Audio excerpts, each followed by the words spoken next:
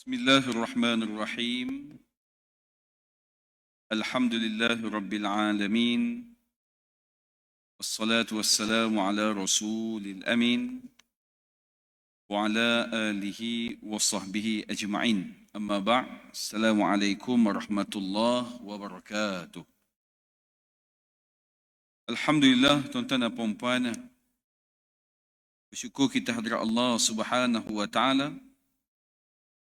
Dengan limpah dan kurnianya dapat kita bertemu pada malam ini bagi meneruskan lagi slot kuliah maghrib kita, tuan-tuan dan puan-puan. Dan malam ini saya menggantikan ceramah iaitu Profesor Madya Dr. Abdul Fattah. Saya menggantikan dia lah pada malam ini. Baik. Kita sambung kembali tentang permasalahan yang kita telah bincangkan sebelum ini yang berkaitan dengan hibah. Maka kita sedia maklum, hibah ini kalaulah melibatkan seorang ayah kepada anak ataupun seorang ibu kepada anak ataupun seorang atuk kepada cucu ataupun seorang nenek kepada cucu, maka hibah individu-individu ini boleh ditarik balik. Tetapi nak tarik balik itu, mestilah harta yang dihibahkan itu belum lagi berpindah tangan kepada orang yang ketiga. Maknanya, kalaulah anak tadi dia terima hibah daripada ayah dia, tetapi dia hibah pula pada orang lain ataupun dia jual pula pada orang lain, maka pada ketika itu telah menjadi milik orang ketiga, maka ayah, mak, atuk atau nenek tadi bila mana dia buat transaksi itu, maka tidak lagi boleh dia menarik balik hibah yang dia buat. Habis tu kalau seorang suami menghibah kepada isteri, tiba-tiba isteri buat perangai, dia boleh tarik balik ke tidak? Tak ada. Individu ini tidak terlibat. Hatta sekalipun seorang ayah dia menghibahkan kepada anak dia tanah dan ditukar nama siap dah, maka dia nak tarik balik, boleh. Maka dia boleh membatalkan hibah itu di mahkamah, kemudian bawa perintah itu, maka submit balik di Jabat Tanah, dia akan tukar balik kepada pemilik asal itu, iaitu ayah itu. Jadi, itu adalah situasi-situasi di bawah klausa yang mana dinamakan sebagai individu mana yang boleh tarik balik hibah tersebut. Baik, kita pergi lagi. Maka bila sebut tentang hibah ini, dia akan ada salah faham yang berlaku di antara kita. Salah faham itu kalau saya tengok di sini, tuan-tuan, yang pertama ditulis dalam buku ini iaitulah hibah ini dibuat untuk elak faraid. Ada yang guna hujahan ini. Sampai ada tahap orang mengatakan tak boleh hibah sebab hibah ni kalau kita buat seolah-olah kita nak elak faraid tu nanti. Betul ke tidak pandangan ini? Kita cuba lihat. Baik. Bila mana kita menghibahkan sesuatu kepada seseorang, siapa yang menghibahkan? Orang yang hidup. Siapa yang menerima adalah orang yang hidup. Seorang suami menghibahkan sesuatu pada isterinya. Adakah nak elak faraid? Tak. Dia nak hibah, maka terpulang pada dia sebab itu hak dia. Sebagai contoh, tuan-tuan dan puan nak hibah pada saya sebuah kereta. Adakah tidak boleh saya menerima? Boleh. Sebab tuan-tuan dan puan sukarela nak berikan kepada orang itu, kepada saya sebagai contoh. Maka buat hibah dengan niat untuk elakkan harta pusaka diterima oleh waris-waris faraid yang kita tidak suka, inilah yang salahnya. Sebagai contoh, kita menjadikan hibah ini sebagai alat helah kita. Ini adalah satu permasalahan. Sebagai contoh, kita ada 5 orang anak. Kita tahu dah bila mana kita mati nanti, 5 orang ini yang mendapat harta kita melalui faraid. Dia adalah ahli waris. Maka kita kata, Sebelum aku mati, aku nak hibah harta aku ini kepada 4 orang anak aku. Padahal kita ada 5 anak. Kenapa nak bagi 4, tak nak bagi yang seorang lagi? Sebab Ustaz, dia tak melawat saya dia ni. Tahun sekali pun susah. Derhaka anak begini. Dia buat begitu. Maka tuan-tuan dan puan-puan, dari sudut zahirnya itu, hibah itu sah ataupun tidak? Sah. Tetapi niat dia yang tidak baik itu adalah berdosa. Tapi siapa kita nak menghukum ataupun tentang niat ini, maka niat itu kita serahkan kepada Allah Subhanahu Wa Taala. Cuma kita nak ingatkan, kita buat hibah mesti dengan niat yang betul. Itu kunci dia. Ada orang dia belajar tentang hibah, dengar kuliah, dengar ceramah, baik punya pemahaman dia. Maka dia kata, saya ni ustaz, saya nak hibah semua pada anak dan isteri saya. Sebab saya tahu dah yang saya duk belajar, andai kata saya mati ustaz, yang akan mewarisi harta saya adalah isteri, anak dan adik-beradik saya. Sebab saya tak ada anak lelaki walaupun seorang. Maka adik-beradik berpotensi besar untuk mewarisi harta pusaka dia. Maka kita tanya, semua ustaz, biar 1 sen tak ada pada orang lain. Tapi bila kita tanya, kenapa berbuat demikian? Kenapa sampai satu tahap tak nak langsung adik-beradik itu mewarisi hartanya? Maka dia jawab, dah 10 tahun tak bertegur siapa ustaz, lebih baik jangan bagi langsung pada mereka. Tengok, helah. Sebab itu kita belajar ni tuan-tuan dan puan-puan, jangan ada helah ataupun niat yang tidak baik. Kita hibah sesuatu atas keikhlasan, bukan ada sebab benda yang lain. Sama juga, kita bela kambing sebelum cukup haul dan sebagainya, kita mengelak, kita bawa helah, kita jual pada orang lain, yang mana menyebabkan zakat itu tidak dikenakan pada kita. Kemudian habis 1 tahun, kita beli pula yang tadi, yang kita jual tadi. Tengok, tak betul helah begitu.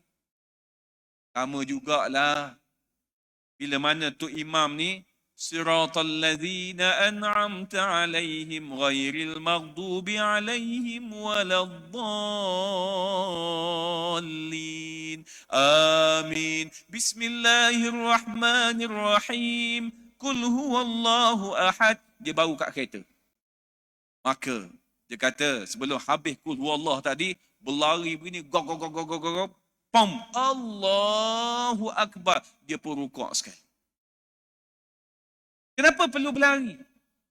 Oh, sebab ustaz, kalau saya tak berlari, tak dapat saya rakaat yang pertama tadi. Tuan-tuan, Islam tak suruh berlari sampai situ. Islam suruh datang awal, bukan suruh berlari. Maka kalau kita tak dapat rakaat itu, relax sajalah. Maka bangunlah pula. Oh, tak boleh ustaz, letih. Ada yang sampai satu tahap, tuan-tuan dan puan-puan, bila imam tu dah rukuk, bila imam tu sujud, dia duduk relax begitu. Patutnya Allahu Akbar, kemudian follow lah sujud tadi. Kenapa tak nak follow? Sebab kalau follow Ustaz, dia tak kira 1 rakaat. Oh, sampai tahap begitu, berkira dengan Allah Ta'ala. Kenapa? Letih Ustaz. Tak mau begitu. Jadi, bila kehadiran ke masjid, ke surau dan sebagainya, nak dapat sempurna rakaat dengan tu imam tadi, maka datang awal, bukan berlari. Kadang perasaan juga berlari sampai Allahu Akbar. Itu tuan-tuan. Jadi jangan sampai tahap begitu. Kelakar juga kadang tengok jemaah ni. Lagi satu. Bila kita semayang kan, so imam tadi nak on the way rukuk.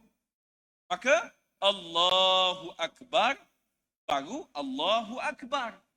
Bukan Allahu Akbar gitu. Makninah pun dah tak ada. Ini dulu baru bergerak kepada yang seterusnya.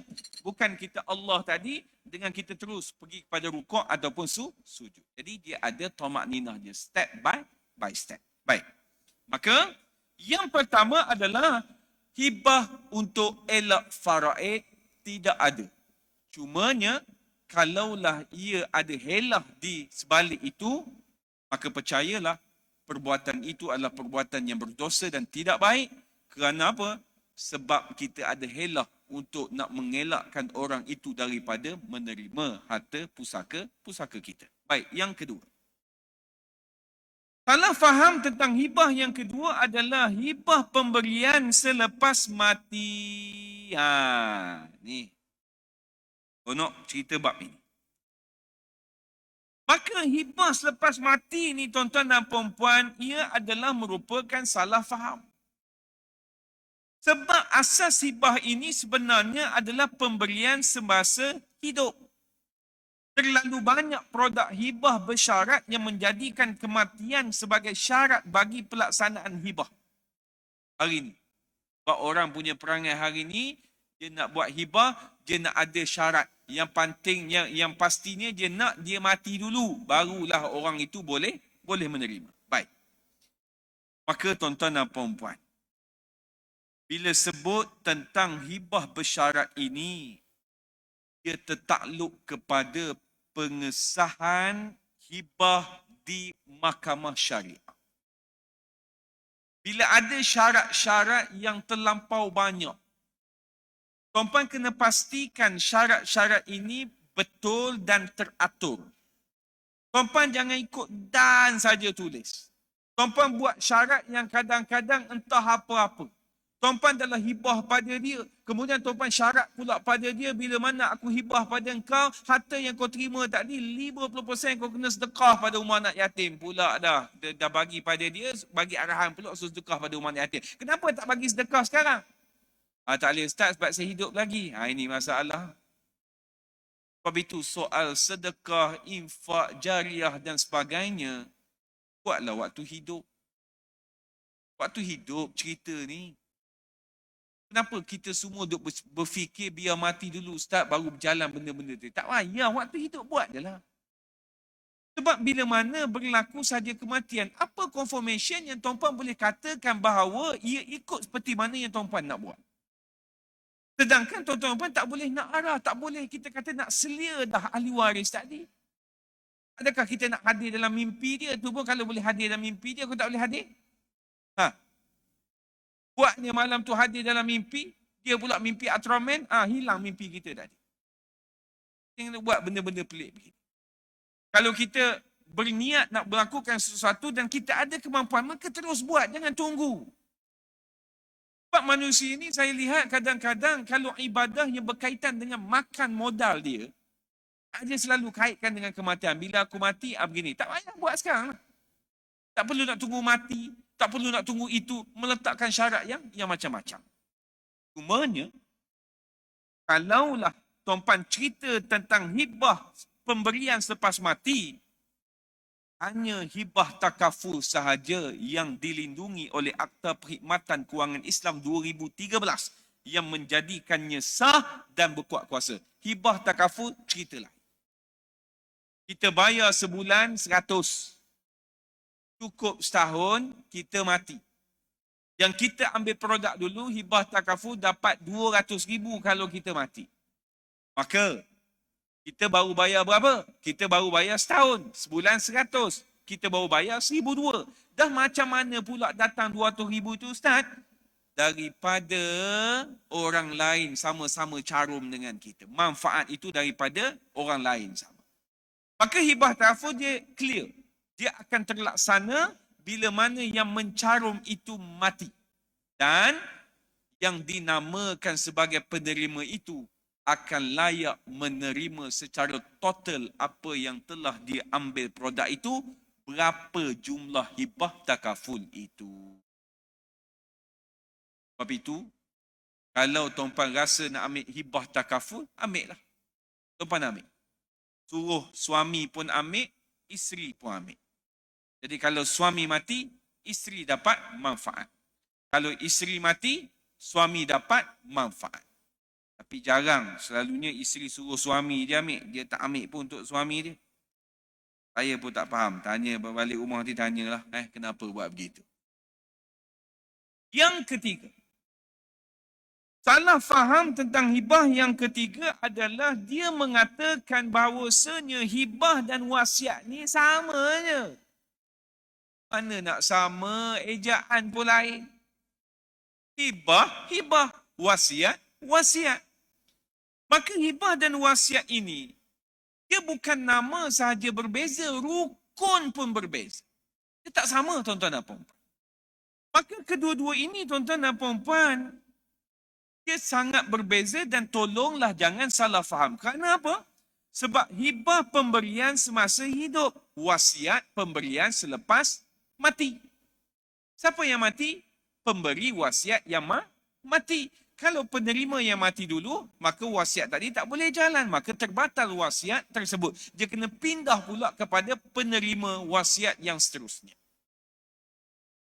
Rupanya Ustaz, hibah ini dibuat waktu hidup, maka transaksi waktu hidup. Ya. Wasiat dibuat waktu hidup, transaksi lepas daripada mati. Sebab itu bila di mahkamah syariah ada sahaja permohonan, pengesahan. Si mati kata, aku berikan tanah ini kepada engkau selepas aku mati. Kalau di mahkamah agak-agak dia nak kata apa? Wasiat ke hibah? Maka kita kata wasiat. Maka kita pula berhujah tapi dia tak sebut wasiat pun Ustaz. Tengok ini kena faham ni isu ini. Maka kalau dia tulis bahawasanya aku berikan tanah ini pada engkau selepas aku mati. Maka dia kaitkan dengan apa? Dia kaitkan dengan kematian. Antara hibah dengan wasiat, apa benda yang dikaitkan dengan kematian? Wasiat. Kemudian ada pula yang lebih kreatif. Aku wasiat pada engkau orang ni, anak beranak aku ni, anak-anak aku yang aku sayangi. Harta aku ni bila mana aku mati, aku wasiatkan pada korang, korang bagi sama rata. Ini lagi karut. Mana mungkin wasiat boleh dibahagi sama rata? Kerana apa? Sebab wasiat ini dia tidak lebih daripada 1/3 daripada keseluruhan harta si mati pemberi wasiat itu. Habis tu yang dia sebut, aku wasiatkan pada korang semua supaya bahagi harta aku sama rata. Itu bukan wasiat, itu adalah pesanan. Maka pesanan ini wajib ke tidak diikuti? Tidak. Anda kata tak ikut berdosa ke tidak? Tak berdosa pun. Sebab dia pesan. Adakah kalau dia pesan itu kita tak ikut berdosa? Tak. Sebab dia tidak boleh memesan tentang harta yang bakal dia tinggalkan. Kenapa? Sebab harta yang ditinggalkan oleh si mati yang boleh buat keputusan. Nak bagi sama rata ke? Nak ambil lebih ke? Nak ambil kurang ke? Tak nak ambil langsung ke? Nak bawa semua sekali pergi ke masjid ke? Adalah ahli waris yang boleh buat keputusan. Siapa ahli warisnya? Orang yang hidup selepas dia mati. Siapa mereka ini? Orang yang layak mewarisi harta dia, iaitu pemilik baru kepada harta si mati tadi. Jelas ke tidak? Kita jelas tentang ini.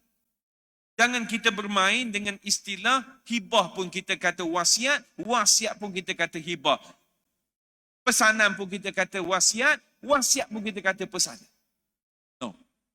Sebab dia ada rukun tersendiri, dia ada jenis yang tersendiri dan dia juga ada implikasi yang tersendiri. Dia tidak sama. Maka bila sebut tentang wasiat dan hibah ini, timbul lagi persoalan. Adakah wajib kita buat? Jawabnya adalah tidak. Kenapa tidak wajib? Kerana kita semua ini berbeza-beza keadaan. Ada orang yang mana dia kahwin ada anak. Ada orang yang kahwin dia tak ada anak. Ada orang dia kahwin ada anak 5, semua perempuan. Ada orang dia kahwin anak 5, semua lelaki. Ada orang kahwin seorang, ada orang kahwin 2. Ada orang yang tak kahwin-kahwin. Ada orang yang ambil anak angkat. Ada orang yang ada anak tidak sah taraf. Tengok, berbeza-beza susu galuh masing-masing. Ada orang yang mana saya katakan di sini tidak ada orang yang boleh mewarisi hartanya melainkan adalah Baitul Mal. Siapa orang ini? Selalunya adalah seorang yang mu'allaf, yang tidak sempat berkahwin dan ahli keluarga dia pun tak masuk Islam seorang pun. Maka pemilik kepada hartanya akan diperolehi oleh siapa? Pihak Baitul Mal.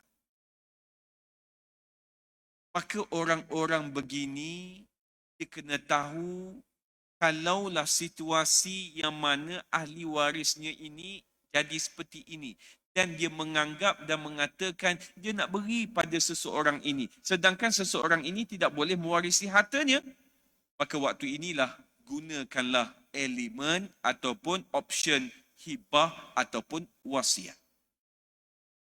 Sebab itulah jalan keluarnya. Sebab bila mana nak bahagi faraid, dia dah tetap. Dia dah tetap, tuan-tuan dan puan. Baru ni ada ceramah di satu tempat.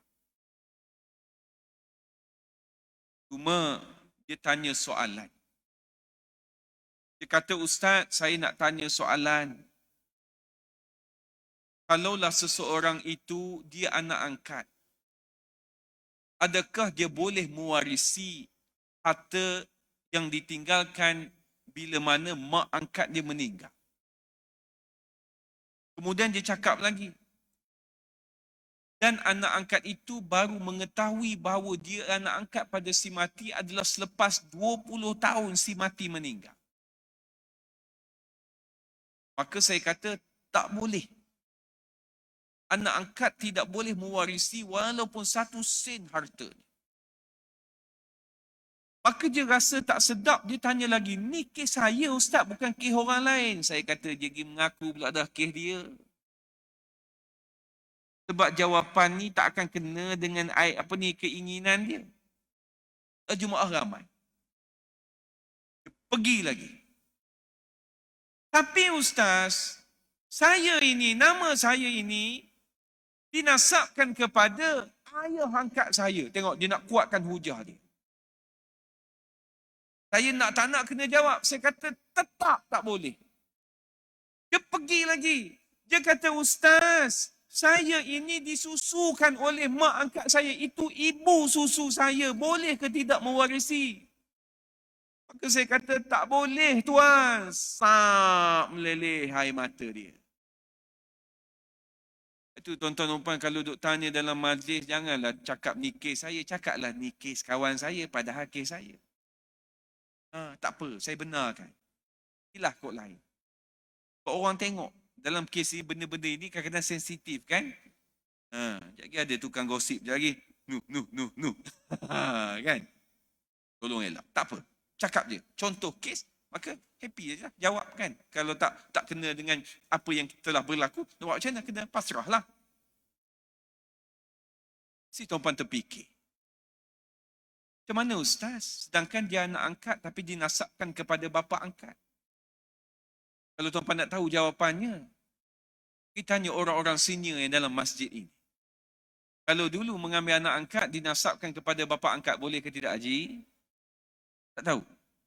Tak boleh. Tapi ada berlaku ke tidak orang ambil anak angkat tapi nasab? Oh, belah sini angguk dah. Yang senior sini mengangguk dah. Okey. Apa hukum menasabkan anak angkat kepada kita? Berdosa besar kan? Haram. Tapi tak apalah, cerita dululah. Saya katakan dulu tiada pendedahan, sekarang ini alhamdulillah cukup tegas dalam bab ini di JPN dan sebagainya. Bukan setakat cukup tegas, lahir saja seseorang ni, dia akan minta sijil nikah pasangan. Maka hospital akan tengok tarikh bernikah dengan tarikh lahir. Adakah melebihi 6 bulan Qamariah? Kalau lebih, selesai. JPM pun elok saja. Tapi kalau kurang, maka dia akan buat salinan yang lain, maka JPN tidak akan nasabkan. Melainkan kalau dia buat apa-apa permohonan untuk menasabkan. Itu kalau mahkamah lepas lah. Kalau tak lepas, maka kekal dengan tidak dinasabkan dengan mana-mana lelaki. Jadi maklumat bapa dalam sijil lahir, tiada maklumat. Ini yang sekarang, alhamdulillah. Cumanya tuan-tuan dan puan-puan, sekalipun kita mempunyai anak angkat, ni pengalaman daripada jemaah yang saya mengajar dan dia bela anak angkat. Ramai di kalangan kita kadang-kadang dia tak nak bagi tahu yang anak dia itu adalah anak angkat. Alah cara begini ya. Tuan-tuan kena bagi tahu kepada mereka bila mana hari pertama tuan-tuan ambil mereka. Kalau kecil, ayah bagi tahulah dia nak faham macam mana. Betul tak betul? Jadi saya cerita bila mana dia dah cerdik, dia dah mumayyiz, maka kena cerita. Kakak ni anak angkat papa tau. Jadi bukan anak kandung papa. Sebab itu dalam sijil lahir kakak macam ni. Habis tu ayah sebenar kakak siapa? Ceritalah sekian. Jadi tahu benda itu. Sebab apa? Sebab ada jemaah bagi tahu, ustaz, saya bagi tahu pada kecil sampai sekarang tak ada masalah. Hatta dia nak berkahwin sekalipun, maka saya panggil ayah kandung dia yang sebenar. Cuma tuan-tuan kena hati-hati dalam bab anak angkat, pastikan proses pengangkatan selesai. Tuan-tuan jangan tak settle proses pengangkatan. Kalau tak settle proses pengangkatan yang tuan-tuan buat, percayalah, kalaulah family sana datang ambil balik, tak bersalah mereka ambil. Tapi bila mana proses pengangkatan selesai, adanya sijil pengangkatan itu, maka jadi kesalahan pula pada mereka. Mereka ambil daripada kita. Tapi ramai orang tak secure dalam bab ini. Seperti mana yang berlaku kan 2 tahun lepas, ingat lagi tak, seorang adik itu maka diambil oleh mak ayah dia. Kemudian gambar yang terakhir diambil oleh jiran di rumah apartmen tersebut, termenung budak tadi. Alih-alih mati kena dera dengan mak ayah dia. Allahu Akbar. Apa perasaan luluh tak hati seorang ibu angkatnya bela daripada kecil. Saya tak ingat nama apa budak itu. Dia nak buat benda begini. Kita kalau nak buat clear betul-betul. Cumanya, bila kita dah selesai proses pengangkatan, maka jangan dipisahkan antara anak angkat ini dengan mak ayah kandung dia. Kena jaga hubungan itu. Nak pula kalaulah anak angkat kita ini adalah anak yang perempuan, maka walinya bukan kita. Walinya adalah bapa kandung dia itu. Maka bawalah bila mana untuk pernikahan dan sebagainya. Benda ini boleh settle. Cumanya kadang-kadang ketakutan itu yang kita duk fikir macam-macam, itu yang membuatkan kadang-kadang benda itu jadi tak settle dan jadi makin parah. Sebab itu, pernah hari itu ada orang telefon. Seorang anak dara. Yalah, kita duk ceramah khusus kahwin. Maka dia kata, ustaz, saya ni perlu dinikahkan dengan wali hakim. Dia kata, kenapa? Sebab saya ni anak tidak sah taraf. Dia kata, cuba awak send awak punya IC dengan sijil lahir. Sebab kalau tuan-tuan nak tengok kedudukan anak tidak sah taraf dalam sijil lahir, tuan-tuan tengok di sebelah kiri bawah sekali. Dia akan tulis seksyen 13 Akta Pendaftaran Kelahiran dan Kematian 1957. Kalau ada seksyen itu, maka itulah status anak tidak sah taraf itu. Maka dia send kedua-duanya, tak ada seksyen tadi. Maka saya kata kepada dia, saya kata, kenapa pula awak kata awak anak tidak sah taraf? Maka dia jawab balik, ibu bagi tahu saya, waktu ibu mengandungkan kau, ibu tak kahwin lagi. Waktu ibu kahwin dengan ayah kau dulu, ibu sedang mengandungkan engkau. Oh. Ibu bagi tahu, ya, awak dah pergi pejabat agama. Dah, pejabat agama kata apa? Dia kata kena buat permohonan pengesah tarafan anak ini. Dia lah. Dia kata betul apa yang pejabat agama itu buat. Tapi masalahnya ustaz, ibu saya saja yang cakap. Ayah saya sampai sudah tak nak cakap. Tolonglah tuan-tuan dan puan-puan berdisiplin dengan hukum hakam. Kalau hukum kata A, A lah. Kalau hukum kata B, B lah. Maka alhamdulillah dia dinikahkan dengan wali hakim. Cuba bayang kalau ibu itu tutup mulut. Baru nak cakap, suami kata, shh, diam. Ataupun kalau suami nak cakap, isteri kata, dia tak apa, angkat. Maka dari segi dokumentasi, tuan-puan, tak ada beza kan? Dia jadi macam status anak sah taraf lah. Betul tak betul? Mana kata kalaulah si bapa angkat ini akad nikah, ada apa problem? Tak ada. Sebab sistem jelas. Saya cerita dulu.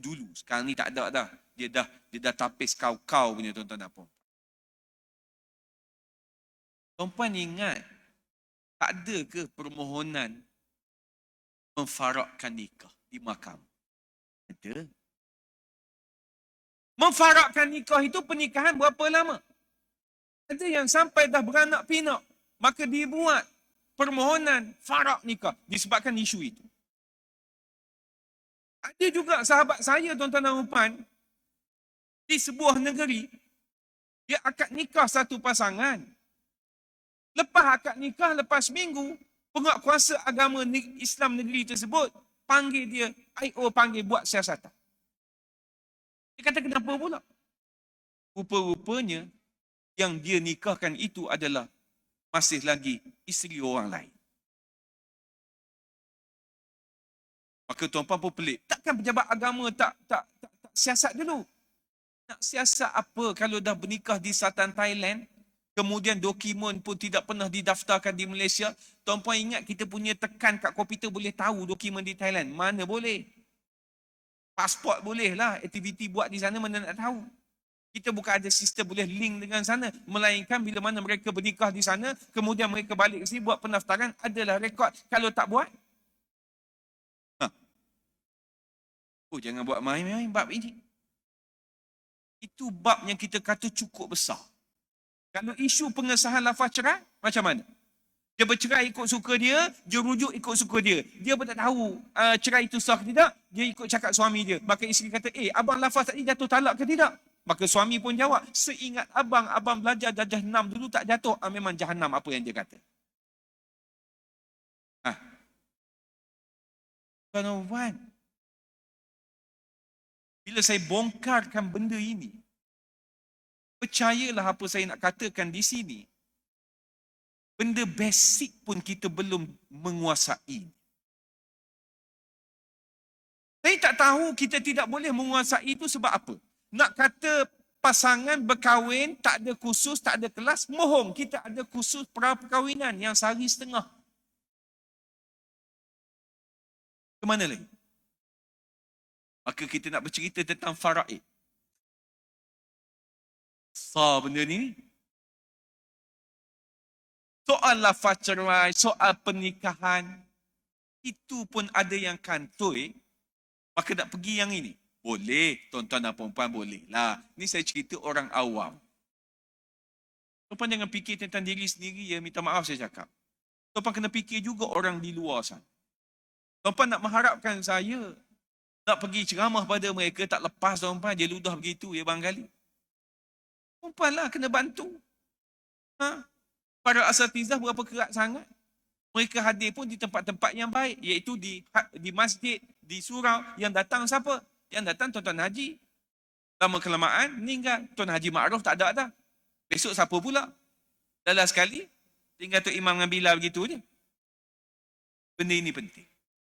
Maka ilmu tentang agama yang basic, tuan-tuan dan puan-puan, tolonglah sampaikan kepada orang di luar sana. Sebab kerja dakwah ni bukan kerja ustaz-ustazah sahaja. Kerja dakwah ini adalah kerja semua orang. Malam ini saja. Ada yang dengar apa yang saya kata. Malam ini saja. Ada yang catat saya kata. Malam ini saja. Ada yang share di Facebook. Malam ini saja. Ada yang tulis di WhatsApp group keluarga dia. Maka dia buat apa yang dia faham. Maka itu juga merupakan cara untuk kita sebarkan dakwah ini. Jangan sampai satu tahap, tuan-tuan dan puan-puan, Islam ini hanya berkaitan dengan hari Jumaat, hari raya haji, hari raya puasa, ma'al hijrah, maulid Nabi. Solat 5 waktu, tak tahu kat mana. Solat berjemaah, jauh sekali. Jangan sampai tahap begitu. Kena ada rasa kerunsingan dalam diri kita ini, tuan-tuan dan puan-puan. Baik. Maka isu yang seterusnya, tuan-tuan dan puan-puan. Penerima hibah mesti bayar hutang pemberi hibah. Dia pergi kat tu. Kalau engkau sebagai penerima hibah, kau kena bayar hutang dia. Hutang siapa? Hutang si mati sebab dia dah hibah pada engkau. Pakai duit siapa? Pakai duit yang dihibah kat engkau tu lah. bila mana orang itu hibah kepada kita? Jawabnya adalah jadi milik kita. Apa hal pula nak pakai duit yang kita terima dah jadi milik kita nak pergi bayar? Maka soal hutang si mati ni tuan-tuan dan puan-puan, jawabnya adalah terpulang kepada penerima hibah nak pakai duit dia ataupun tidak. Kalau pakai duit dia, maka dia tolong bayar. Tapi asasnya adalah pakai duit yang ditinggalkan oleh si mati. Sebab itu dalam kes yang mana bila mana ayah meninggal, siapa wajib settlekan hutang ayah? Jawabnya adalah anak hendaklah menyelesaikan hutang ayah pakai duit yang ayah tinggal. Habis dah ustaz, tak cukup lagi. Okey, kita pergi pada stage terusnya. Apa yang ayah hutang itu? Ayah hutang bab makan ustaz dengan restoran tu dia tak bayar. Maka wajib anak itu membayar untuk ayah tersebut. Habis tu apa lagi? Maka tuan-tuan kena relate apakah tanggungjawab yang wajib anak berikan pada ayahnya. Tidak lain, tidak bukan adalah nafkah. Makan, minum, pakai, tempat tinggal. Kalau ayah berhutang waktu dia hidup, dia tak bayar sewa rumah, maka wajib anak itu bayar hutang yang sewa rumah. Sebab dia berkait dengan nafkah. Ayah hutang ustaz, dia beli saham. Tak. Sebab bukan kewajipan anak untuk membayar. Sebab di luar daripada kewajipan dalam bab nafkah seorang anak kepada seorang ayah atau kepada seorang ibu. Habis tu macam mana ustaz? Ustaz pun pernah cerita tentang hadis bahawasanya roh orang beriman akan tergantung di awang-awangan disebabkan hutangnya itu. Ya, memang ada wujud hadis itu. Kalau kita sebagai anak yang fikir tentang mak ayah, yang fikir tentang jasa budi baiknya, maka eloklah kita gunakan duit kita selesaikan. Tetapi hukumnya tidak wajib. Yang wajib apa dia? Yang wajib adalah yang berkaitan dengan nafkah seorang anak kepada ayah atau kepada mak dia tadi. Jadi, salah faham bahawasanya penerima hibah mesti bayar hutang pemberi hibah. Tidak. Kalau dia nak bayar, itu terpulang pada dia. Sebab harta itu dah jadi milik dia. Tapi kalau orang hibah kat kita, dia pun hutang banyak, kita pun tak sampai hati nak ambil tak. Tak. Saya rasa kita pun akan ambillah balik. Aku tak terima, banyak sangat hutang. Ambil balik. Bagi, maka kita hibahkan pula untuk dibayar kepada hutang-hutang yang ditinggalkan. Tapi tuan-tuan dan puan-puan, bila sebut tentang hutang ini, kalau kita tidak pernah berhutang, kita rasa lega. Tapi kalau orang yang pernah berhutang dan dia telah membuat hutang yang terlalu banyak dan telah melazimi hutang piutang ni benda biasa pada dia, kadang-kadang dia pun tak rasa apa. Maka, soal kita berhutang dengan sesiapa sekalipun, tolonglah bayar. Usahalah. Usaha bayar biar nampak progres itu. Jangan buat dek. Tengah tu buat dek aja. Tak. Sampai yang nak memberi hutang tadi ni malu nak pergi minta balik hutang lama tadi. Sekadar itu saja tuan-tuan dan puan-puan. Kita berjumpa lagi pada kuliah yang akan datang. Wabillahi taufiq wa hidayah. Assalamualaikum warahmatullahi wabarakatuh.